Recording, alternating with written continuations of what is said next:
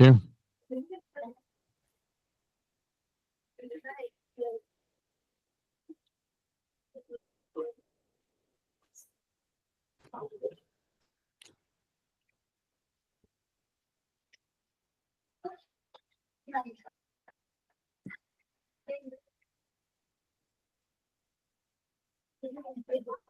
And you're listening to the Jewish Women's Unity Project with Rabbanit, Adena, Berkowitz, Rooksie David, and Dr. Rene, Levy, best-selling author of a new book, Jewish Unity in the Age of Sinat Chinam. And now your host, Rabbanit, Adena, Berkowitz. Thank you, Zav. Just recently, Time Magazine listed tips in which they suggested ways, strategies that people can use to keep things civil and they were focused on sort of post-election, but I think it really can apply in so many other areas of life where you're in a group, as we've discussed, with people who could be very passionate about things and very different in what their views are. And one of the tips they give is to show that you're listening. They say it's important to show the person you're talking to that you're serious about hearing them. And I think that's something that Dr. Rene and Rooksie have focused on, what he calls radical listening as a tool to use. So Dr. Rene, why don't you lead off? What do you mean by radical listening? And Rooksie, what do you see? You could follow up with how you would define radical listening in a context where it might be very difficult to do that. Thank you. Radical listening means that when you begin a political dialogue, you make the decision that you're not going to do what you usually do, which is when a person is talking, you're preparing your response. You hear them and you prepare, you think about your response. Radical listening means you devote your attention completely, but remembering that when you listen to a conflicting viewpoint, you are not betraying yourself. Certainly not as a Jew, because listening to someone is the minimum we can do, because we have a whole series of commandments that command us how to behave with other people, smiling to them and judging them with righteousness, etc., etc. So to do any of those, one thing you have to do is you're not betraying yourself by listening completely to that person, even if what they say conflicts 100% with what you think. The other thing that you have to know with radical listening is something which is counterintuitive, that you can come to really fully understand an ideology that you don't agree with at all. For example, if I were talking to a Hamas terrorist who had been active on October 7th, okay, I can talk to that person and come to fully understand their ideology, which I don't agree with at all. Okay. The other thing that radical listening helps you with is you remain in the conversation zone and you don't enter the debate zone. Because as Rabbi Sachs says, with the debate, there's a winner and loser. Here, there's only a conversation. There's no winner or loser. And the two other things you have to do with radical listening is not enter with an attitude of moral superiority, because you know very well your position. You know that it is founded on what you believe is completely moral, and you enter with an attitude of moral superiority. You have to know that the person listening to you will immediately pick it up, and that leads to disrespect. You will speak and speak down to that person without even noticing it. So those are the characteristics of radical listening, and I believe that we should discuss it, and we should promote it, certainly when it comes to our discussions about politics or religion, and certainly amongst Jews. Rooksie? Well, I have a confession to make. When you asked the question, I was already thinking of my answer, and I wasn't radically listening to you. Sorry. Very good. The difference is now I notice when I do that. And we may see this in a family setting, and certainly we have this joke in our family. We have a large family, thank God. And when we all get together for a Yom Tov around the table, we all know, and we joke, that no one is ever going to get to finish a sentence, let alone a paragraph, because someone else is going to finish the thought or interrupt them. And now it's a family joke, but many times I'll start telling my children who don't live at home, like, oh, you want to hear this thing that happened? And I'll start it, and they just chime in, filling in the ending. And then I stop and I say, do you want to make up the story as you go, or do you want to actually hear what happened? Right? And because of Dr. Levy's work in radical listening, I'm very aware when I'm not listening. I'm very aware when I presume that I know the words that are going to come out of the person's mouth next and where they're going with that thought. And I've concluded it in my head already. And then they say something completely different. And I say, oh, I thought you were going to say this, but you said that, which is just, again, another poor example of listening. And in terms of Jews, listening, it's the sentence we teach our children, and it's the sentence we all hope to have on our dying lips is Shema, listen. Shema Yisrael, listen, Israel. Got to really listen. You got to really hear the other person. And in terms of the skill set for listening, as Dr. Levy described, we don't betray ourselves and our beliefs if we actually consider another viewpoint that's being presented. And that's such a important point to stress, because Dr. Levy's work as a physician, scientist, researcher, in the book Jewish Unity, there's a whole discussion about how when we hear something that seems divergent from our beliefs, we can interpret it as a threat, and our limbic system goes on high alert. So if we understand when we come to a conversation, the person may say things that we are radically opposed to, or we think completely differently. We have a different point of view and a different life view. In the example of Dr. Levy hypothetically speaking to a terrorist, there are going to be triggering things that person is going to say. That's just how it's going to be. But if the approach is,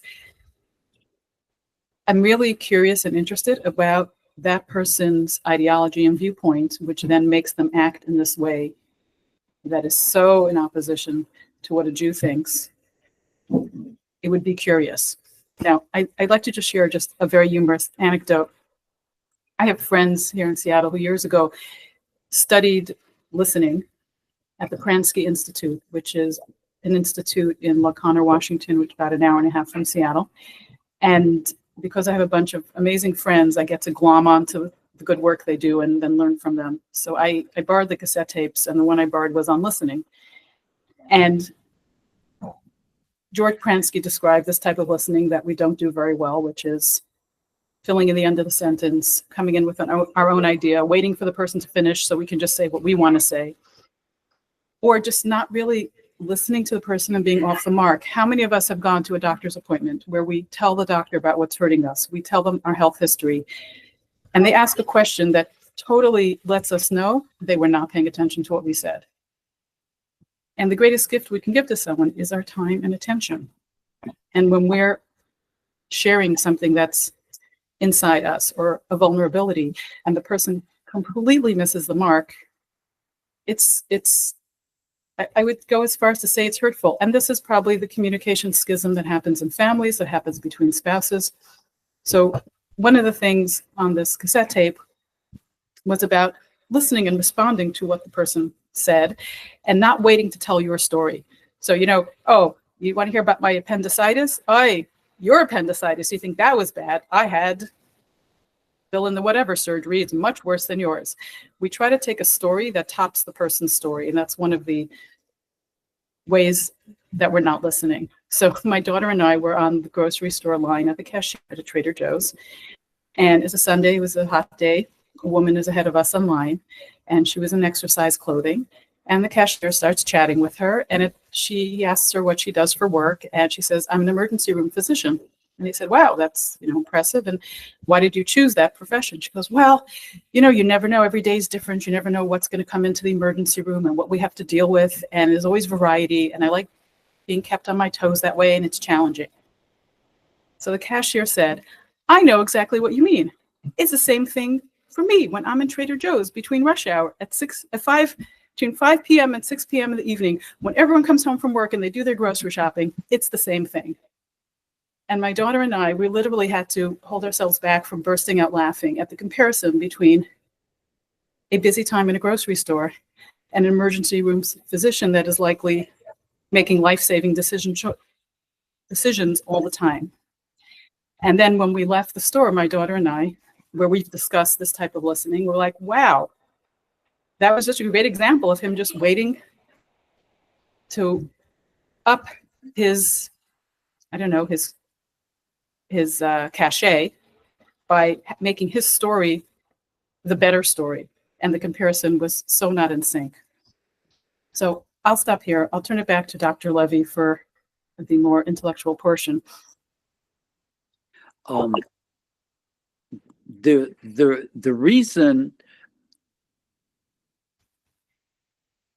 everyone should practice, rational listening is fundamentally any different politics are only differences in strategies to achieve the same goal as the other politics, which is to build a moral society. And that's because the difference between different politics very often is simply a difference in the combination of moral foundations we use. So the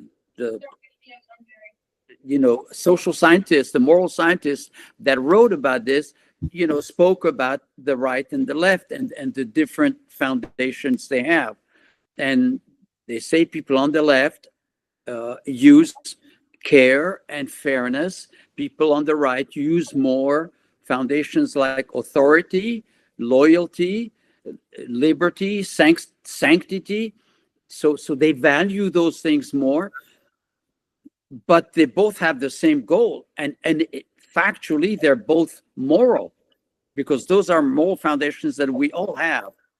And so you almost come to the conclusion that all these hot disagreements are for naught, meaning for nothing. And you get close to the notion of sinat chinam, of developing animosity for no reason. But let me go back to your example involving like the Hamas terrorists. In other words, I would say we should draw a distinction between having a conversation with someone who participated in October 7th and you're the like the prison guard there, right? So you're not there, and you're an interrogator. There are different ways of approaching this. But is it that we're not supposed to exhibit moral superiority? Meaning we don't share the same values. It's very different than a political conversation. And I guess what my question is, are there certain things that we're allowed to shut down and say, I don't really need to understand. I don't know how much I have to hear you as to why you came into kibbutzim and burned babies alive. Meaning that's different than saying I support universal health care versus I think Obamacare is wrong. So I'm wondering how, when is the time to draw a distinction? Because I think part of like radical listening might imply that we can lean into what we might call shared values. That's how we can live it. But with someone who's a terrorist, what is the shared value? And why should I even be giving them that due? Okay. What I gain by listening in a complete way, radical way, to a terrorist is I learned to recognize that that person was taken from age 7, which is 6 to 7 is the age when children begin to learn to hate. Before that, they don't. Okay, so I learned that that person was indoctrinated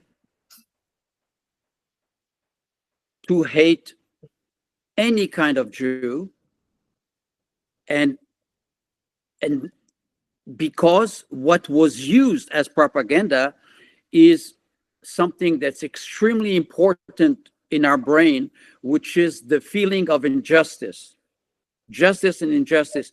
It's not an accident at all that Hashem decided to speak to Abraham about Sodom and Gomorrah, because Hashem himself says that the reason he's not hiding from Abraham what he's about to do is because he says, I know that he will teach his descendants after him tzedakah u'mishpat, okay, to do justice with righteousness, because justice which is not with righteousness for us is not ethical. So what these terrorists, the leaders do, they take children from age 7 to age 17, and they show them the skyline of Tel Aviv. Yes, you see all these buildings they built? It's all ours. They came from Europe. They were never here. Look at them. They invaded completely. Okay, when they go on vacation, they go to Vienna. Okay, so, and we were here, and they took advantage of us. Okay, and so that combined with a strategy of making war by sacrificing civilians, which means having accepted the notion that humans can be sacrificed for a religious cause, allows me to understand the behavior of that terrorist on October 7th. And if I or in the state of Israel ever wants to address the problem more than just fighting back, if you want to have a long-term perspective, then what you do is cut off the teaching of hatred between age 7 and 17 and the notion of human sacrifice. That's all. All two things that Hashem taught Abraham, and I close my parenthesis. So I think we need to make the distinction that radical listening is a good tool for understanding someone, but it does not mean that we are going to condone their behavior, that we're going to change their mind necessarily. It's an understanding of a cause. Now, as Dr. Levy laid it out, that is true about the indoctrination. And we as Jews still believe that everyone has free will choice.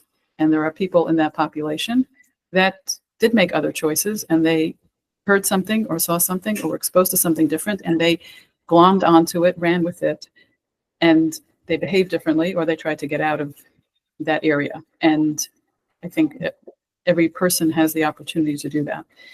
The focus is really Jewish unity, and it's how we as Jews to each other can eradicate the scourge of sinat chinam. And skills requiring that are radical listening, our understanding, our curiosity about another person's viewpoint.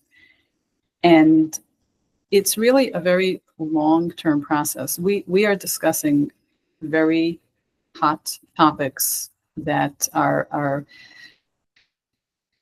I mean, they're flashpoints. They're also, many of them could be unsolvable right now. But what the work and the mission of Dr. Levy's book is to lay the foundation of what are loving, brotherly, good human relationships that Jews are required to have with one another. And that's an education where we need to understand what this mitzvah really is requiring of us.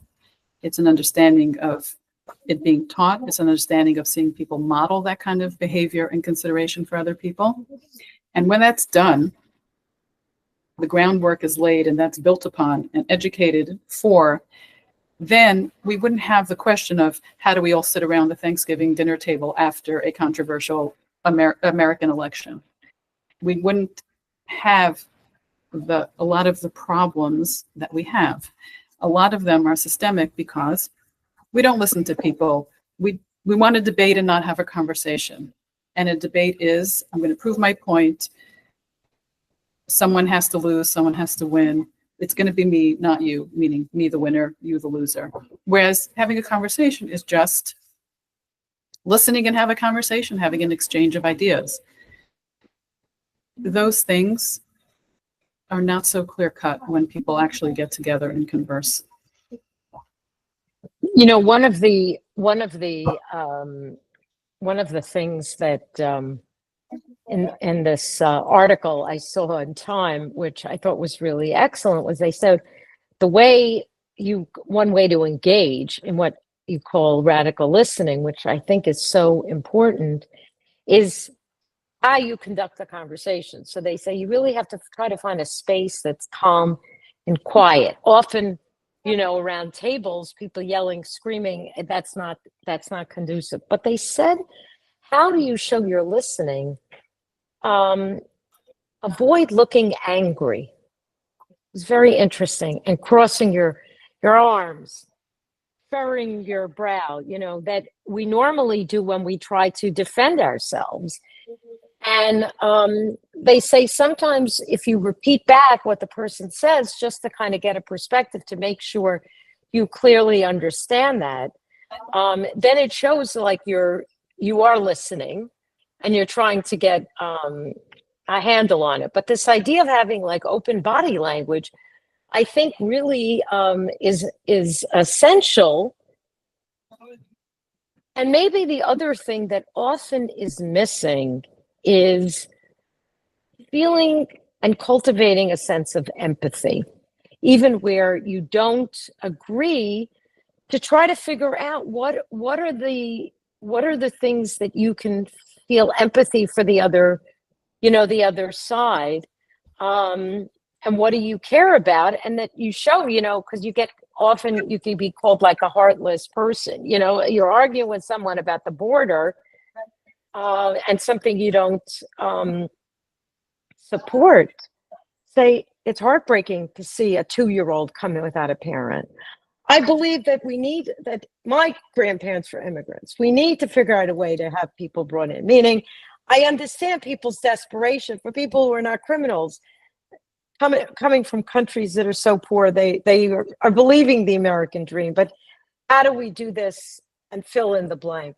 So that by, I would say, showing that you have empathy, that you care, and trying to find something you agree on. I think that is probably essential to try to have a sense of civility and what we might call shared Jewish values about something.